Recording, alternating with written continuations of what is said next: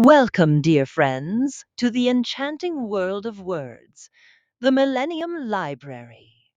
Here, memories take us back to warm nights where grandmothers and mothers wove the most wonderful tales. Our only wish now is for you to listen, to dive deep into the heart of the stories that shaped our minds and souls. We have embarked on this unique project, the Millennium Library, to gather for you a treasure trove of timeless novels and stories, and present them to you with voices full of warmth and sweetness. It is a legacy we are creating together between humanity and artificial intelligence to remain a testament to the power of words and the magic of storytelling throughout the ages. We hope you find in it what delights your souls and enriches your imagination. If this work touches your hearts, we would be delighted if you share it with your loved ones. And remember, your support lies in liking this segment and leaving your comments which illuminate our path. We are here to grow by you and with you. With sincere regards from the Millennium Library.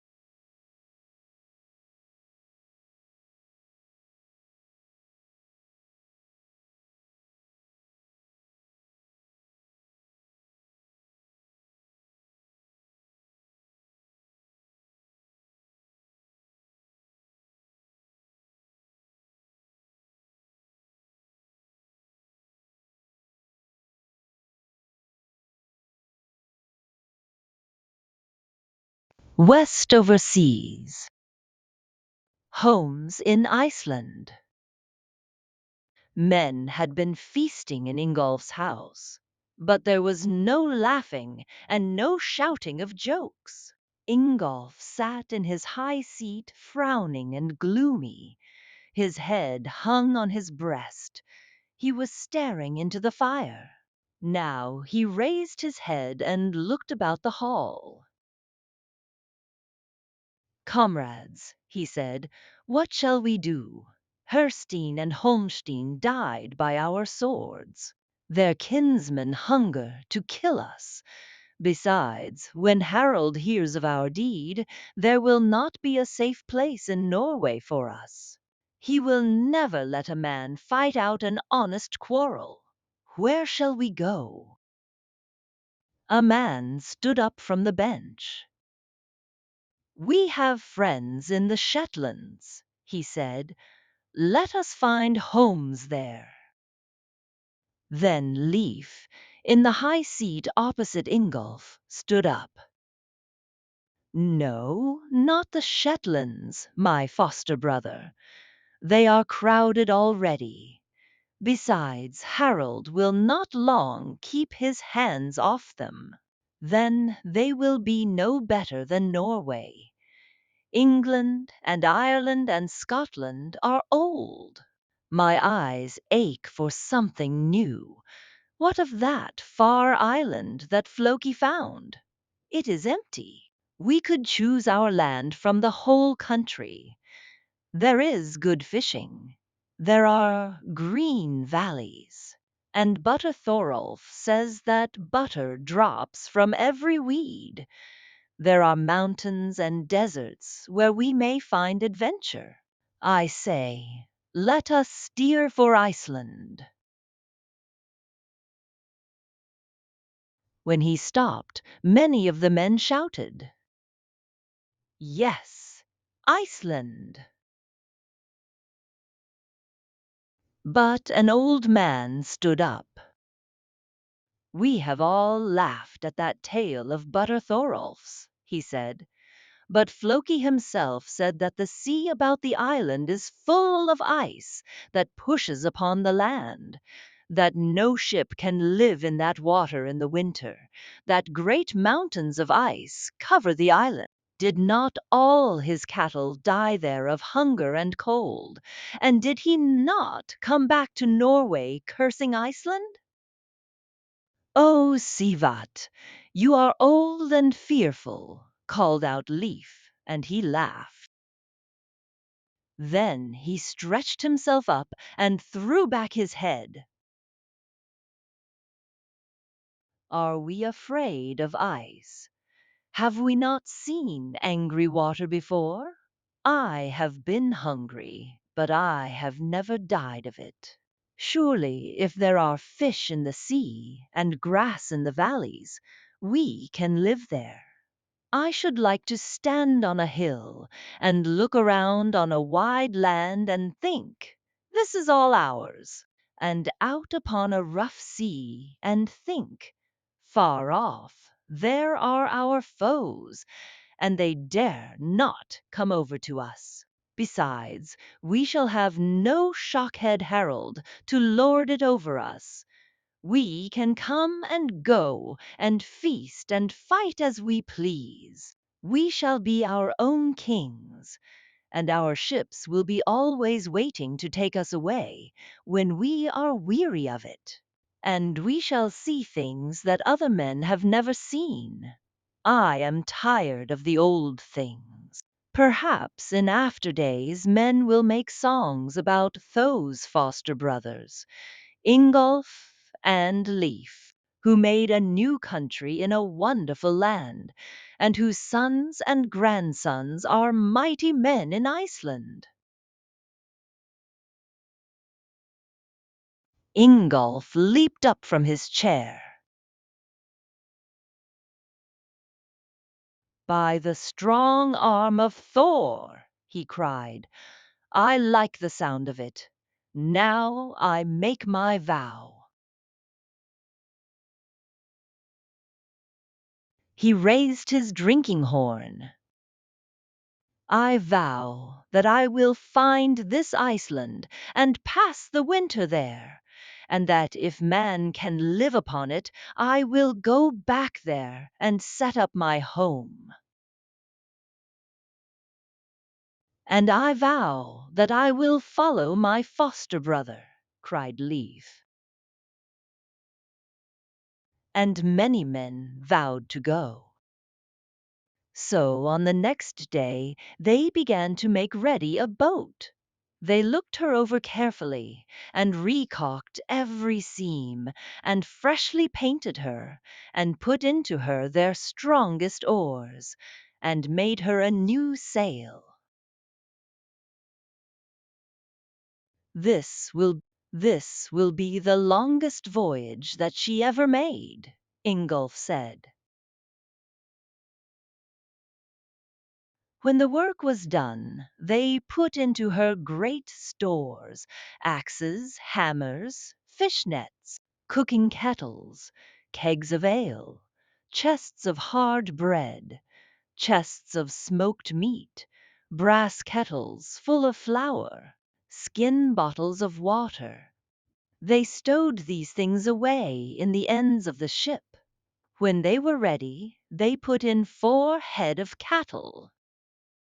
We shall need the milk and perhaps the meat, Ingolf said. Many men wished to go, but Ingolf had said, there is little room to spare and little food and drink. I have planned for half a year, but perhaps we must be sailing longer than that. Our food may run short. We must not have extra mouths to feed. There are 30 oars in our boat. I will take only 1 man for every oar, and Leif and I will steer. So they started off. Leif stood in the prow, leaning forward and looking far ahead, and he sang. What does the swimming dragon smell? A stormy sea, an empty land, hunger, darkness, giants, fire. Leif and his sword do laugh at that.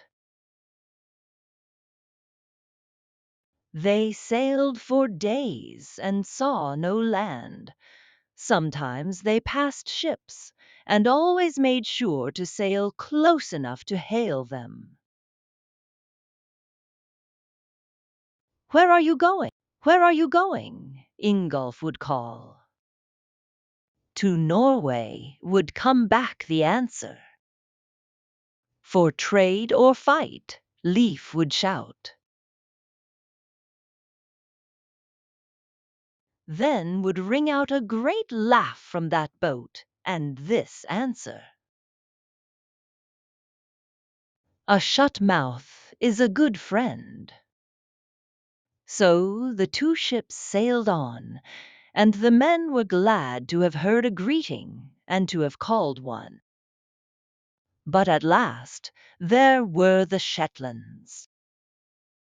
We will go in here and rest, Ingolf said. When they rowed to shore, a certain Shetland man stood there. He watched them land and looked them all over. Then he walked up to Ingolf and said, you look like brave men. Welcome to Shetland. You shall come to my house and rest your legs from ship going and fill your stomachs. I hunger for news of Norway. So they went to his house and stayed there for 3 days. And good it seemed to be near a fire, and in a quiet bed, and before a steaming platter. When they went to the shore to start off again, the Shetland man had his thralls carry a keg of ale and a great kettle of cooked meat and put them into the ship.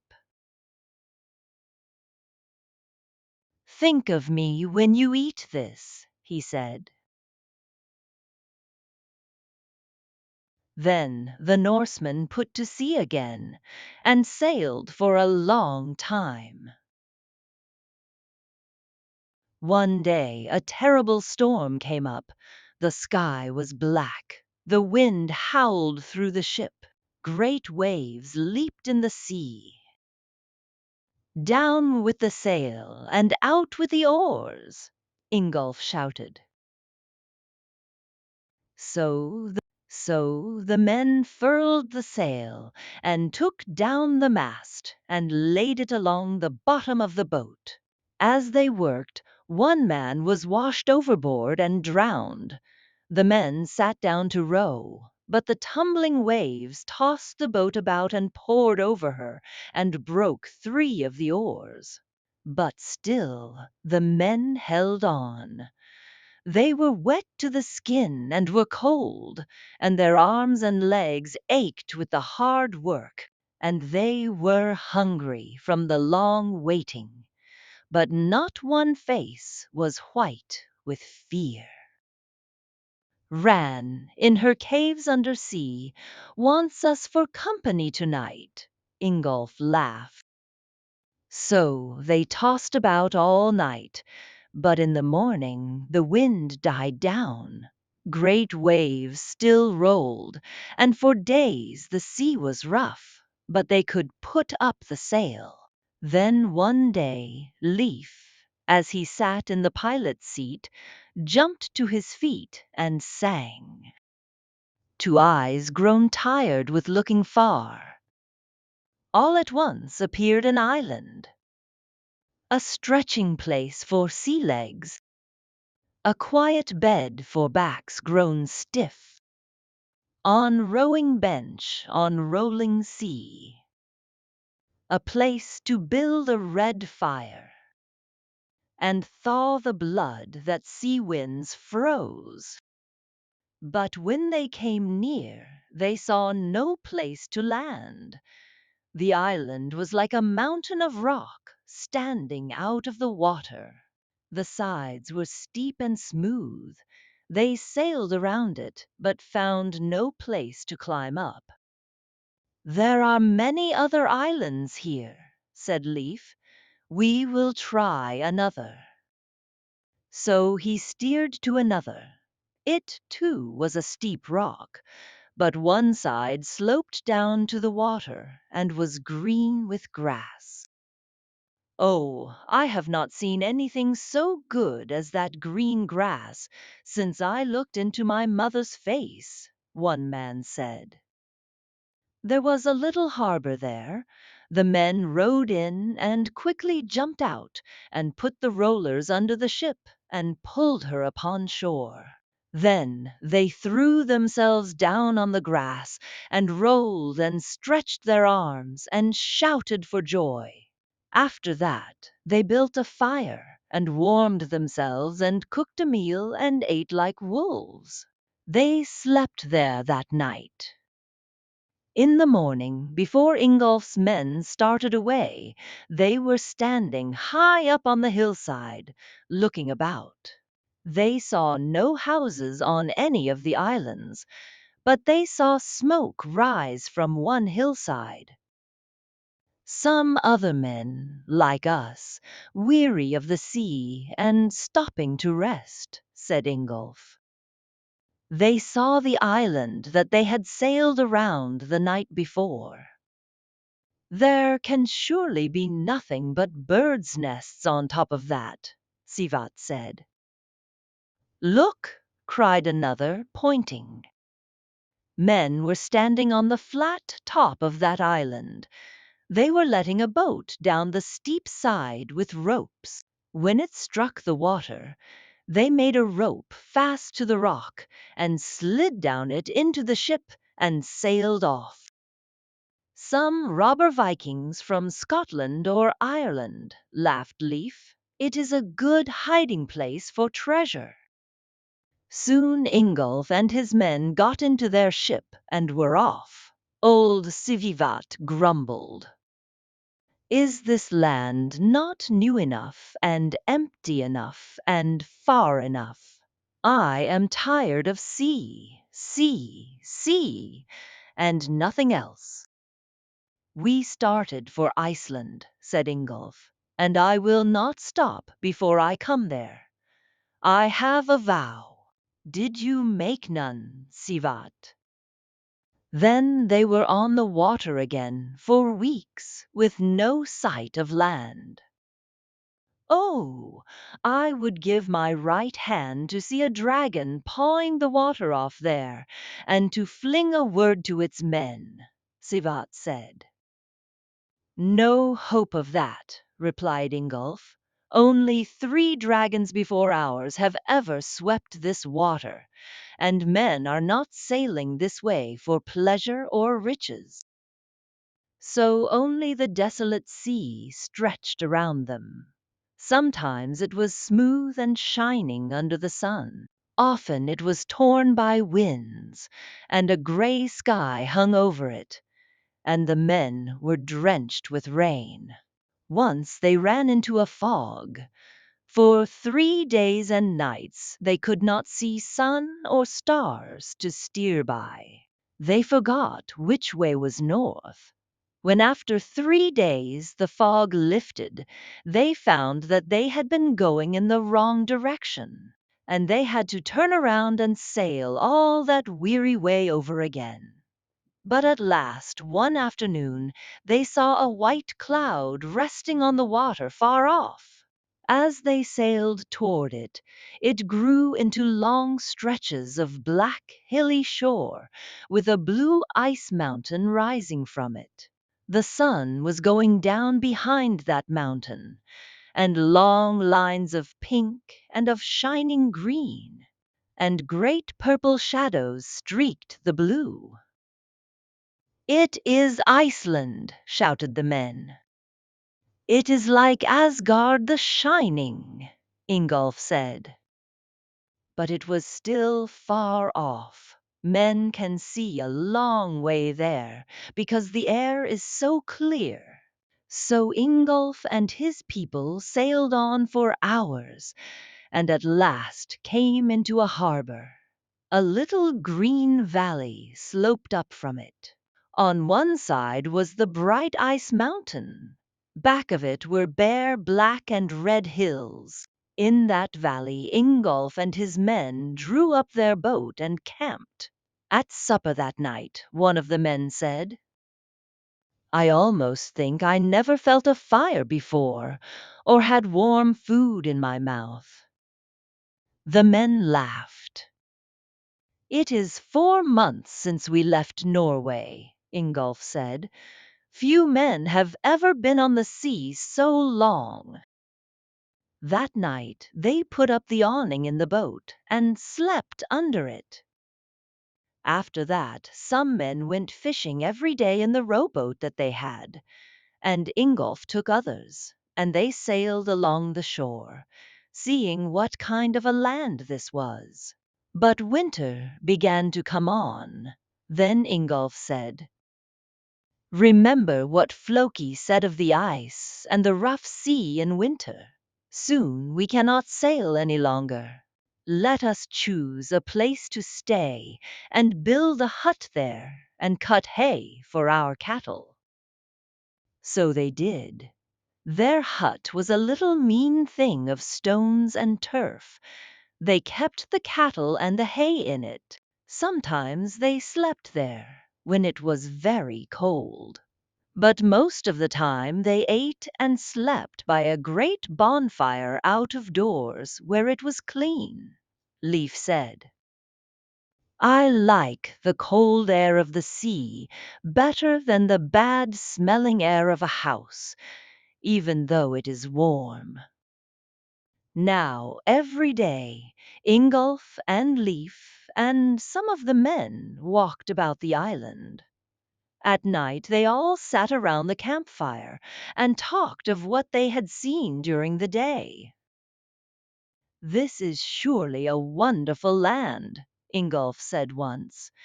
"It is at the same time like Niflheim and like Asgard. Here is a spot, green and soft, a sweet cradle for men." Next, it is a mountain of ice where men would freeze to death. And next to that is a hill of rock that seems to have come out of some great fire. Yesterday I saw a cave on the seashore. The door of it was big enough for a giant. The waves broke at the doorstep. A terrible roaring came from the cave. I think it is the home of a giant. I think that giants of fire and giants of frost made this island. I have seen great basins in the rocks filled with warm water. They looked like giants' bathtubs. I have seen boiling water shoot up out of the ground. I have walked and have felt and heard a great rumbling under me, as though some giant were sleeping there and turning over in his sleep. One day I stood on a mountain and looked inland. There was a wide desert of sand and black and red rock, with nothing growing on it. The fierce wind blew dirt into my eyes, and the cold of it froze the marrow in my bones. When I have seen these things, I have cursed the country, and have said, "The gods hate Iceland. I will not stay here."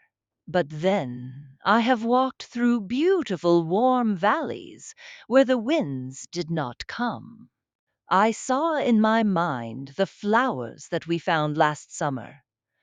I saw our cattle feeding on the sweet grass. I thought of the sea full of good fish. I saw my house built among green fields, and my wife sitting in her home, and my children playing among the flowers and making up tales about the bright ice mountains. I saw the wide, rough seas between me and Harold and our foes. Then I thought to myself, it is the sweetest home on earth. As for me, I am coming here to live.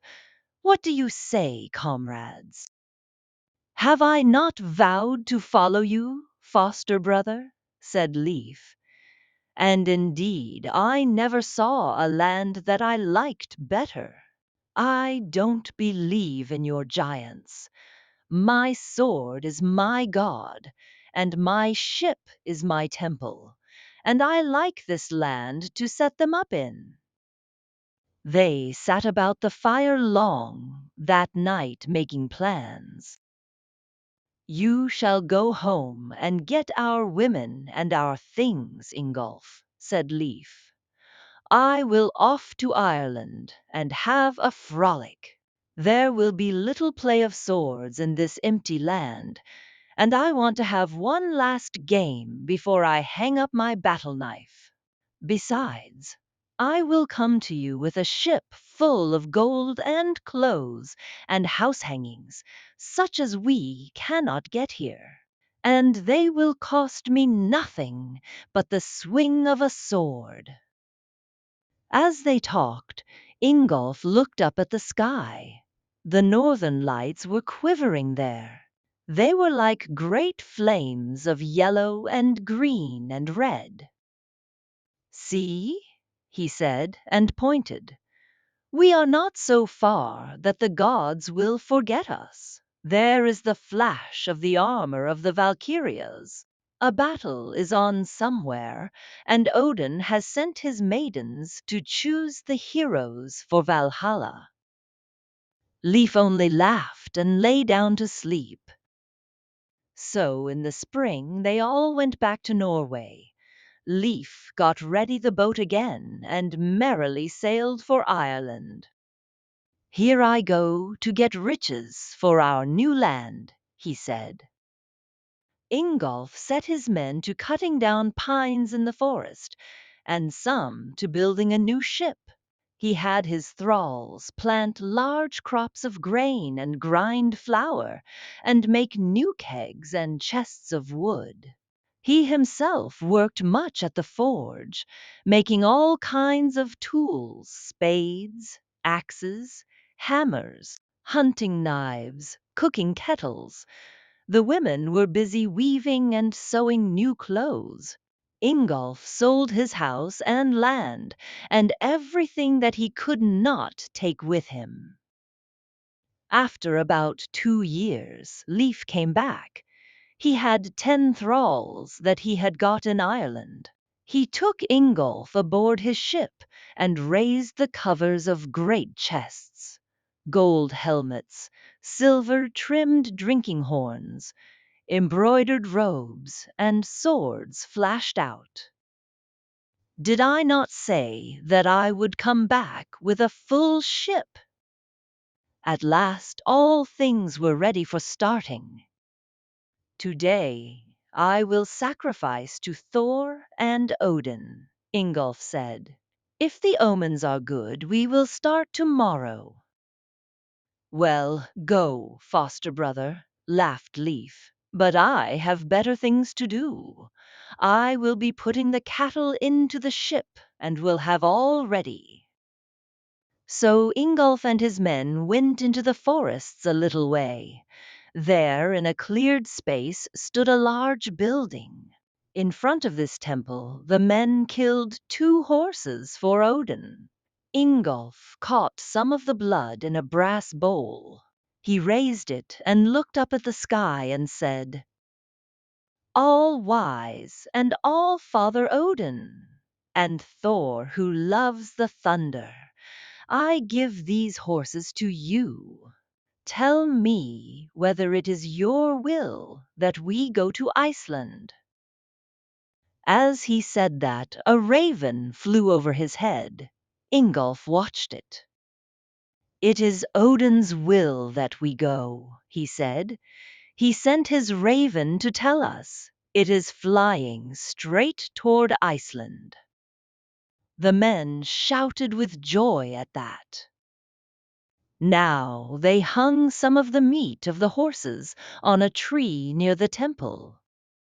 "For the ravens of Odin," they said. Ingolf carried the bowl of blood into the temple. He went through the feast hall in front to a little room at the back. Here stood wooden statues of the gods in a semicircle. Before them was a stone altar. Ingolf took a little brush of twigs that lay on it and dipped it into the blood and sprinkled the statues. "You shall taste of our sacrifice," he said. "Look kindly on us from your happy seats in Asgard." Then they went into the feast hall. There thralls were boiling the horseflesh in pots over the fire. The tables were standing ready before the benches. Ingolf walked to the high seat. All the others took their places at the benches. When the horns came round, Ingolf made this vow: "I vow that I will build my house wherever these pillars lead me." He put his hand upon a tall post that stood beside the high seat. There was one at each side. They were the front posts of the chair, but they stood up high, almost to the roof. They were wonderfully carved and painted with men and dragons. On the top of each one was a little statue of Thor with his hammer. At the end of the feast, Ingolf had his thralls dig these pillars up. He had a little bronze chest filled with the earth that was under the altar. "I will take the pillars of my high seat to Iceland," he said, "and I will set up my altar there upon the soil of Norway, the soil that all my ancestors have trod, the soil that Thor loves." So they carried the pillars and the chest of earth and the statues of the gods, and put them into Ingolf's boat. "It is a well-packed ship," the men said. "There is no spot to spare. Tools and chests of food, and tubs of drink, and chests of clothes, and fishing nets were stowed in the bows of both boats. In the bottom were laid some long, heavy hewn logs. The trees in Iceland are little, Ingolf said. We must take the great beams for our homes with us. Standing on these logs were a few cattle and sheep, and horses and pigs. The rowers' benches were along the sides. In the stern of each boat was a little cabin. Here the women and children were to sleep, but the men would sleep on the timbers in the middle of the boat, and perhaps they would put up the awning sometimes. At last everyone was aboard. Men loosed the rope that held the boats. The ships flashed down the rollers into the water, and Ingolf and Leif were off for Iceland. As they sailed away, everyone looked back at the shore of old Norway. There were tears in the women's eyes. Helga, Leif's wife, sang. There was I born, there was I wed. There are my father's bones. There are the hills and fields, the streams and rocks that I love. There are houses and temples, women and warriors and feasts, ships and songs and fights, a crowded, joyous land. I go to an empty land. There was the same long voyage with storm and fog, but at last the people saw again the white cloud, and saw it growing into land and mountains. Then Ingolf took the pillars of his high seat and threw them overboard. Guide them to a good place, O Thor, he cried. The waves caught them up and rolled them about.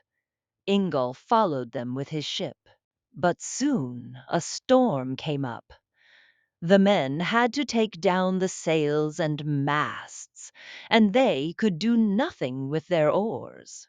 The two ships tossed about in the sea wherever the waves sent them. The pillars drifted away, and Ingolf could not see them. Remember your pillars, O Thor, he cried. Then he saw that Leif's ship was being driven far off. Ah, my foster brother, he thought, shall I not have you to cheer me in this empty land? O Thor, let him not go down to the caves of Ran. He is too good a man for that. On the next day the storm was not so hard, and Ingolf put in at a good harbor. A high rocky point stuck out into the sea. A broad bay with islands in the mouth was at the side. Behind the rocky point was a level green place, with ice mountains shining far back. After a day or two, Ingolf said, I will go look for my pillars. So he and a few men got into the rowboat and went along the shore and into all the fjords, but they could not find the pillars. After a week they came back, and Ingolf said, I will build a house here to live in while I look for the posts. This way is uncomfortable for the women. So he did. Then he set out again to look for the pillars, but he had no better luck and came back. I must stay at home and see to the making of hay and the drying of fish, he said. Winter is coming on, and we must not be caught with nothing to eat. So he stayed and worked and sent two of his thralls to look for the holy posts. They came back every week or two, and always had to say that they had not found them. Midwinter was coming on. Ah, said Ingolf's wife one day, do you remember the gay feast that we had at Yule time? All our friends were there. The house rang with song and laughter. Our tables bent with good things to eat. Walls were hung with gay draperies.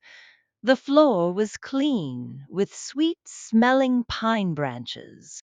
Now look at this mean house, its dirt floor, its bare stone walls, its littleness, its darkness. Look at our long faces. No one here could make a song if he tried. Oh, I am sick for dear old Norway. It is Thor's fault, Ingolf cried. He will not let me find his posts. He strode out of the house and stood scowling at the gray sea. Ah, foster brother, he said, it was never so gloomy when you were by my side. Where are you now? Shall I never hear your merry laugh again? That spot in my palm burns, and my heart aches to see you. That arch of sod keeps rising before my eyes. Our vows keep ringing in my ears. At last, the long, gloomy winter passed, and spring came. Cheer up, good wife, Ingolf said. Better days are coming now. But that same day the thralls came back from looking for the posts. We have bad news, they said. As we walked along the shore looking for the pillars, we saw a man lying on the shore. We went up to him. He was dead. It was Leif. Two well-built houses stood near. We went to them. We knew from the carving on the doorposts that they were Leif's. We went in. The rooms were empty. Along the shore and in the wood back of the house we found all of his men dead. There was no living thing about. Ingolf said no word, but his face was white and his mouth was set. He went into the house and got his spears and his shield and said to his men, "Follow me."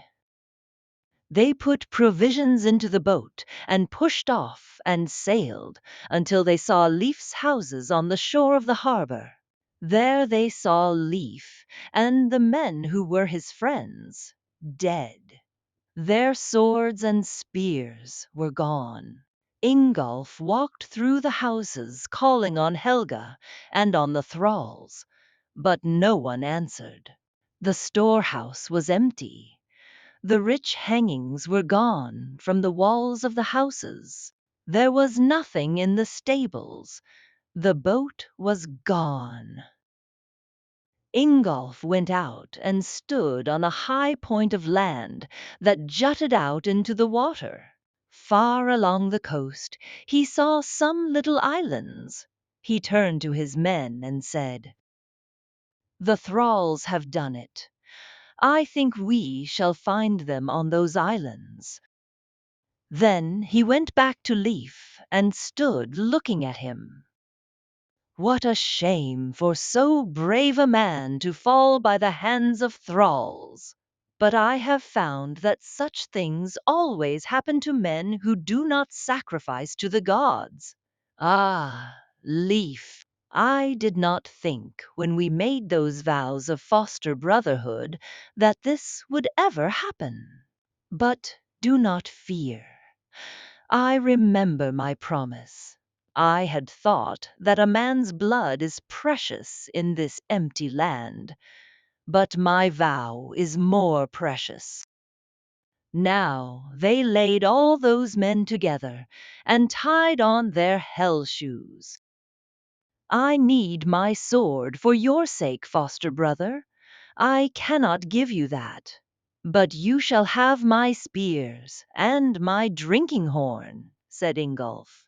For surely Odin has chosen you for Valhalla, even though you did not sacrifice. You are too good a man to go to Niflheim. You would make times merry in Valhalla. So Ingolf put his spears and his drinking horn by Leif. Then the men raised a great mound over all the dead. After that, they went aboard their boat and sailed for the islands that Ingolf had seen. It was evening when they reached them.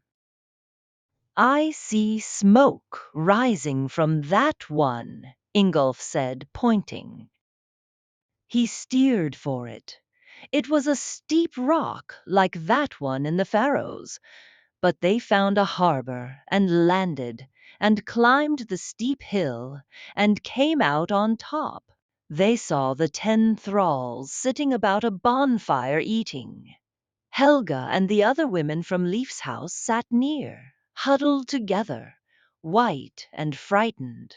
One of the thralls gave a great laugh and shouted, "This is better than pulling Leif's plough. Tomorrow we will sail for Ireland with all his wealth." "Tomorrow you will be freezing in Niflheim," cried Ingolf, and he leaped among them, swinging his sword. And all his men followed him, and they killed those thralls.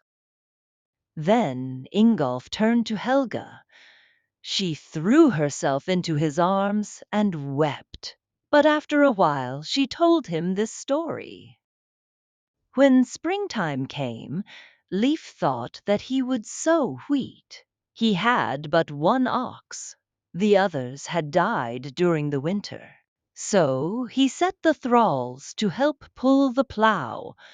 I saw their sour looks and was afraid, but Leif only laughed.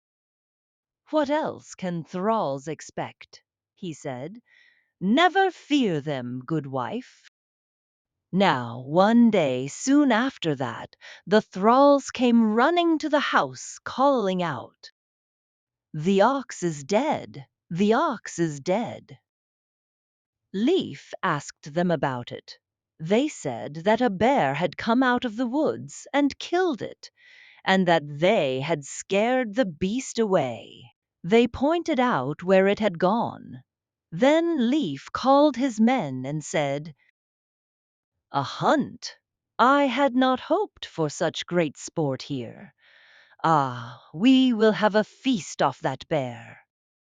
So they took their spears and went out into the woods. As soon as they were gone, the thralls came running into the house and took down all the swords and shields from the wall and ran out. In some way they met my lord and his men in the woods and killed them. Then they came back and took everything in the house and dragged us to the boat and sailed here.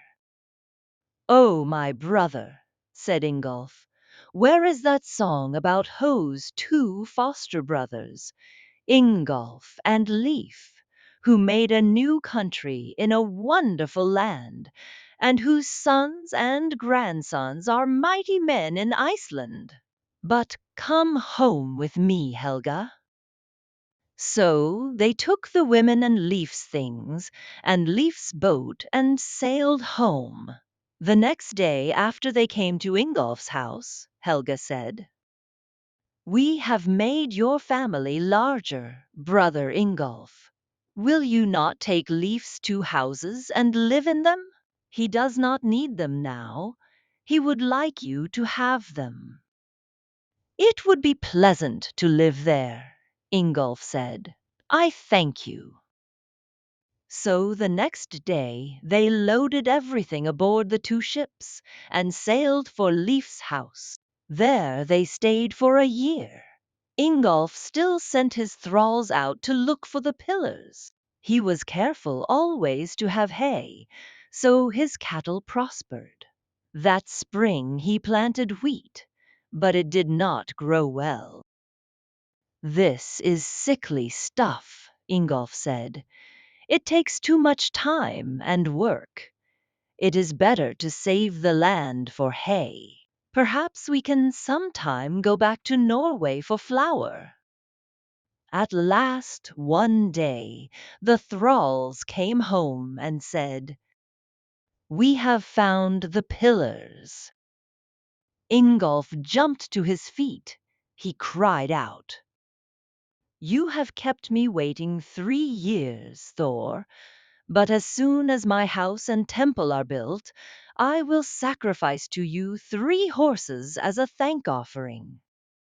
"It is a long way off, master," the thralls said, "and we have found much better places in our walks about the island."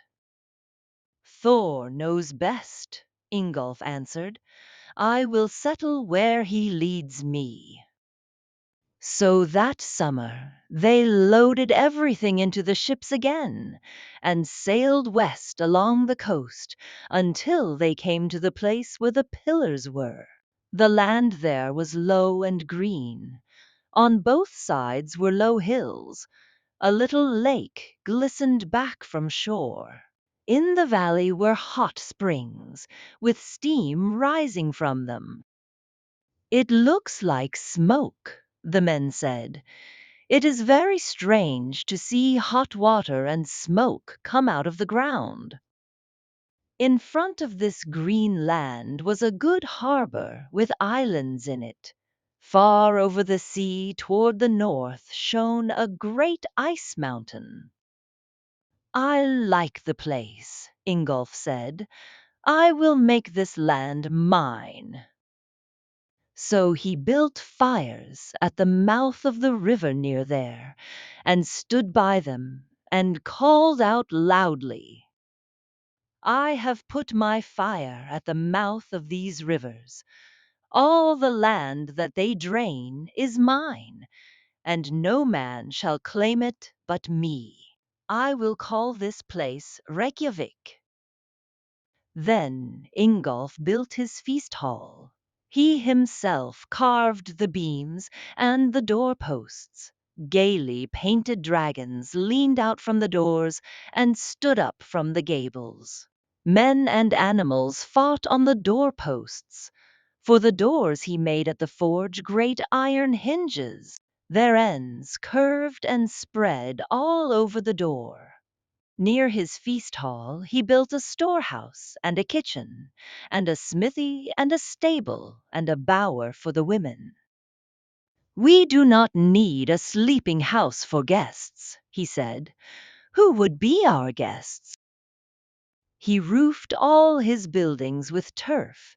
It made them look like green mounds, with gay carved and painted walls under them. He built also a temple, and on that was beautiful carving. In this he set up those statues that had been in his old temple. He put up, too, those pillars of his high seat that had been drifting about so long. Under them he laid the soil of Norway that he had brought in the little bronze chest. "I have kept my vow, O Thor!" he cried. Then he sacrificed 3 horses that he had promised to Thor. After that was over, he said, "Here is a good field for sport. Let us have some of the old games that we used to play at home. Who will wrestle with me?" So they wrestled there, and ran races, and swam in the water. The women sat and looked on. "Oh, this is good to see!" Helga cried. "We are as gay as we used to be in old Norway." But it was not many weeks before Ingolf said, "I wish that I might sometime see sails in that harbor. I wish that I might think. Around this point of land is another farm, and across the bay is another. I can go there when I am very lonely. I wish that I might sometime be invited to a feast.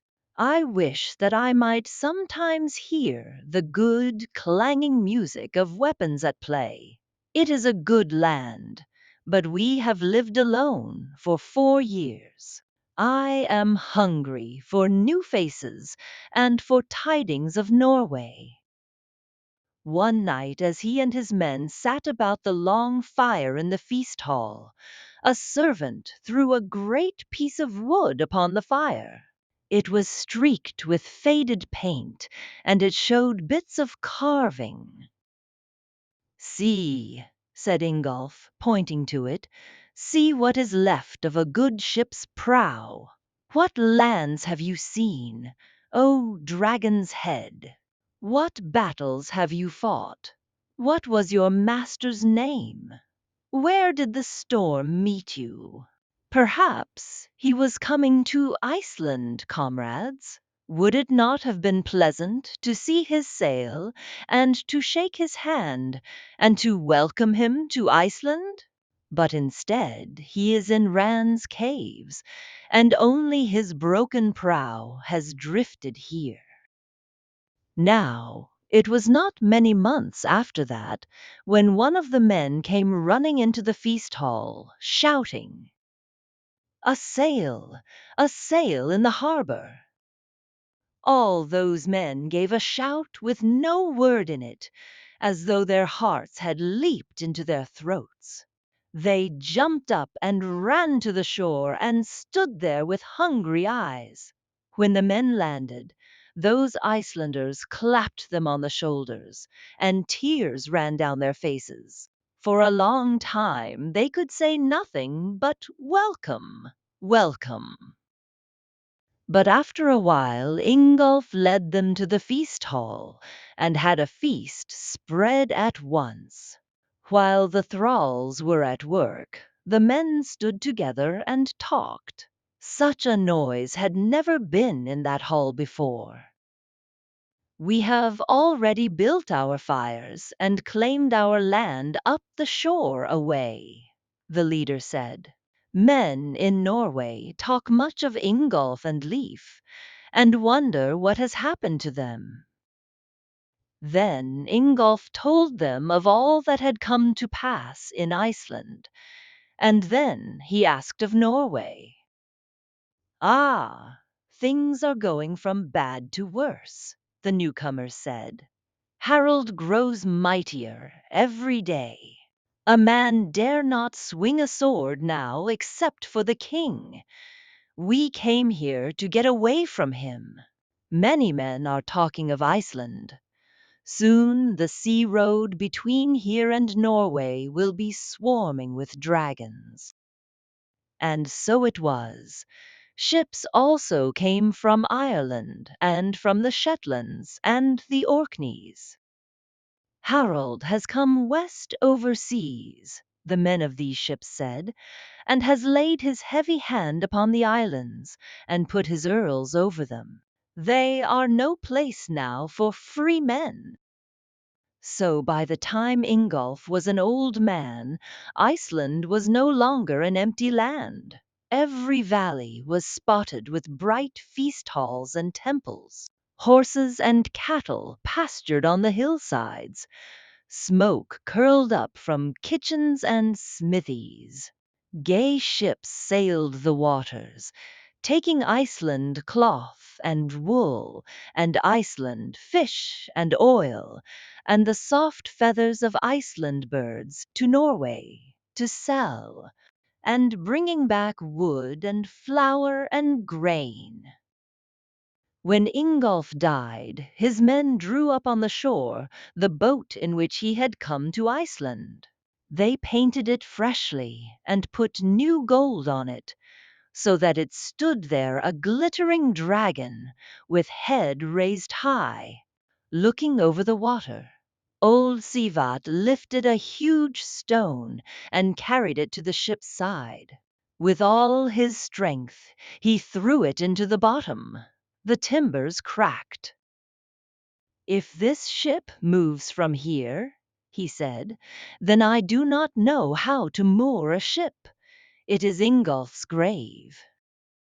Then men laid Ingolf upon his shield, and carried him, and placed him on the high deck in the stern near the pilot's seat, where he had sat to steer to Iceland. They hung his sword over his shoulder, they laid his spear by his side. In his hand they put his mead horn. Into the ship they set a great treasure chest filled with beautiful clothes and bracelets and headbands. Beside the treasure chest they piled up many swords and spears and shields.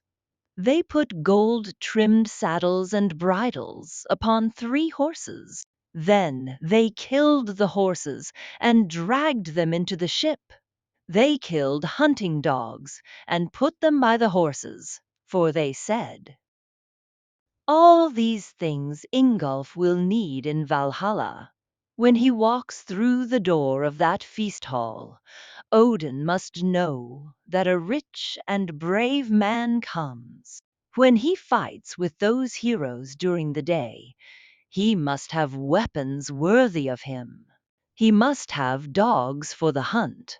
When he feasts with those heroes at night, he must wear rich clothes, so that those feasters shall know that he was a wealthy man and generous, and that his friends loved him." Ingolf's son tied on his hell shoes for the long journey. "If these shoes come untied," he said, "I do not know how to fasten hell shoes." Then he went out of the ship and stood on the ground with his family. All the men of Iceland were there. "This is a glorious sight," they said. "Surely no ship ever carried a richer load. Inside and out the boat blazes with gold and bronze, and high over his riches lies the great Ingolf, ready to take the tiller and guide to Valhalla, where all the heroes will rise up and shout him welcome." Then the thralls heaped a mound of earth over the ship. This hill stood up against the sky and seemed to say, "Here lies a great man." Sivat put a stone on the top, with runes on it telling whose grave it was. All this time a skald stood by and played on his harp and sang a song about that time when Ingolf came to Iceland. He called him the Father of Iceland.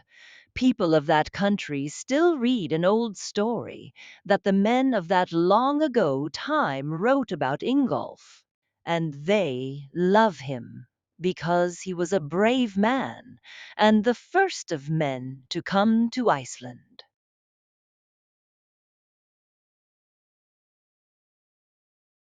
Conclusion of our journey. And so we reach the conclusion of our journey for today, within the unending worlds of words and the never folding pages of knowledge. We have spent an enjoyable and beneficial time together within the embrace of Millennium Library, where voices meet tales and a new cultural legacy is forged. We hope you have enjoyed every moment and delved deeply into the dimensions of the story or novel we presented to you. Always remember that this grand edifice, Millennium Library, is the result of a unique collaboration between human creativity and the profound depth of artificial intelligence. Our goal is to enrich your ears and minds with the treasures of world literature and to make knowledge accessible to everyone, while preserving the ownership rights of Millennium Library for this distinctive production. Don't forget to follow us and activate the notification bell to receive all new content. And share this podcast with everyone around you, for knowledge is light, and together we illuminate the paths. Until we meet again in a future episode and a new literary adventure, may you be in the care and keeping of Allah, and within the realm of immortal words. Millennium Library, where tales are embodied, knowledge is narrated, and creativity is immortalized.